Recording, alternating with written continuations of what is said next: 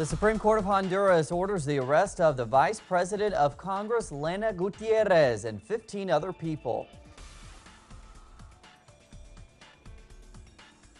Spaniards defy the gag law that came into effect by midnight this Wednesday. It limits freedom of expression and demonstration. And finally, Argentina will play the final match of the Copa America after defeating Paraguay 6-1. It could be their 15th title.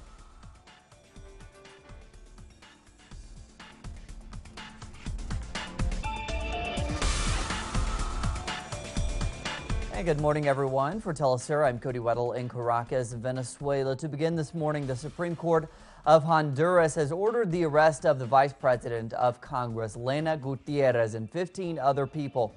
Now, they are charged with defrauding the country's healthcare system.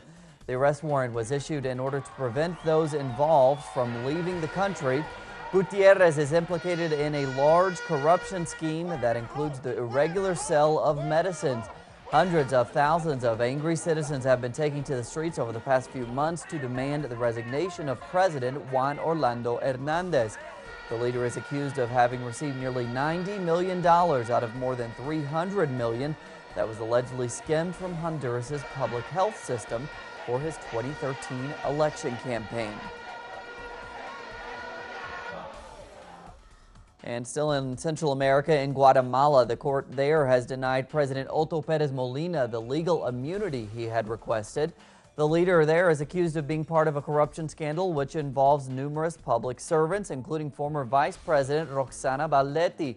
Baldetti resigned last May in relation to the case. The court's decision follows last week's ruling by the Supreme Court of Justice, which ordered the investigation against Pérez Molina and asked the country's lawmakers to lift his presidential immunity. The Committee of Guarimba's Victims, a committee representing people who were subjected to violence in Venezuela in 2014, is now in Quito, Ecuador, to spread their message of nonviolence to the public there. They have also gained the support of many people there in Ecuador. With more now, here's our correspondent Liz Sherfius. Herman Guerrero is a victim of the violence which occurred in Venezuela in 2014. A bomb detonated by right-wing protesters exploded while he was delivering medical supplies, and he lost his hand. Today he is part of the Committee of Guarimba's Victims and spreads his message of non-violence around the world. He has come to Ecuador with other victims to present their case. We want there to be justice, and that our human rights are respected. We are the real victims. There are 43 dead and 888 injured. People who really did pay for this. They lost their children, mothers, brothers, and parts of their body. The Committee of Victims held a private meeting with Secretary General of UNASUR, Ernesto Samper, at the regional body headquarters in Quito. Following the meeting, Samper said that UNASUR is in solidarity with their cause and that the organization will work to protect democracy in the face of right-wing violence. Disagreements are legitimate, but violent disagreements are not. And they have testimonies that are worth listening to have a balanced view of what is happening in Venezuela. Member of the committee, Yandri Velasquez, said she hopes that people learn from their cases as destabilization attempts are happening regionally. We want them to see who are the real victims, to bring our cases to the forefront and use our example so that no other Latin American country, and in this case Ecuador, is taken by violence, by baseless hatred, and that what happened to us happens to them. As marches rage on in Ecuador, which are calling for a change of government and elimination of wealth redistribution bills, members of the Committee of Guarimba Victims are sharing their stories in conferences and forums, spreading awareness and encouraging citizens to engage in nonviolent practices. Liz Sherfius, Telesur, Ecuador.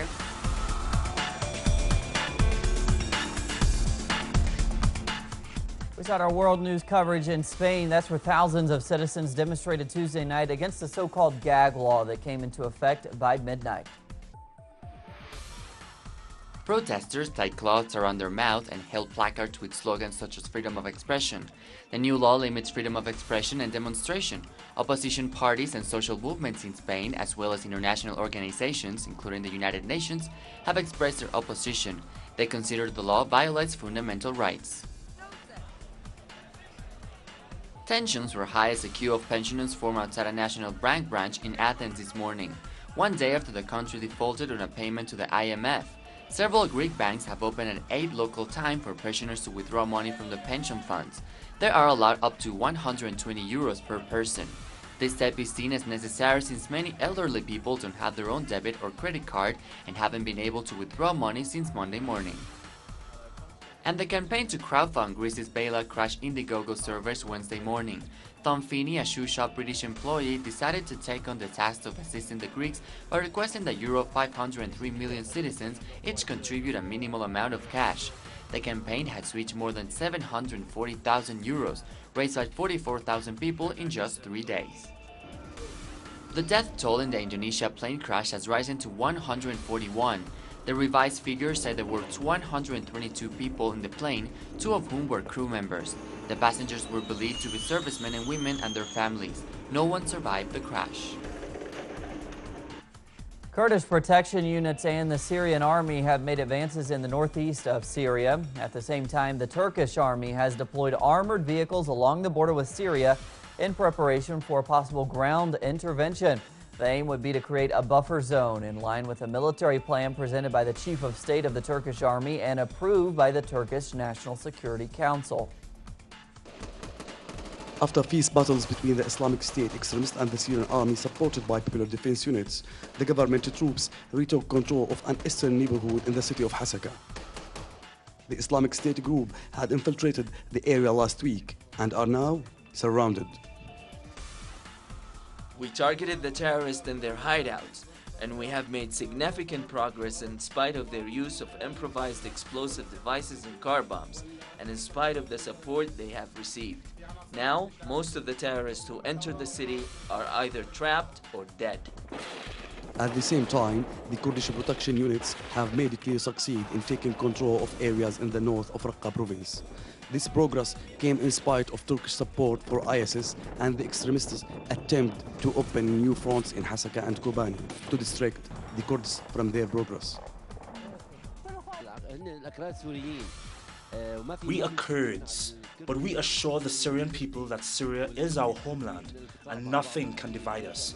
Of course, we have family ties with the Kurds in Iraq and Turkey. We are linked by Kurdish nationalism, but all the talk about secession is an invention by Erdogan's intelligence service. It's a pretext for entering and destroying Syria. At the same time, the Anatolian news agency reports that the Turkish army is using military vehicles to patrol the border with Syria. This comes after the Turkish National Security Council approved the military plan to establish a buffer zone on the Syrian border. They claim this is to prevent the infiltration of ISIS terrorists into Turkey and to prevent the establishment of a Kurdish state in northern Syria. Hazem Abdullah, Tilisu, Damascus.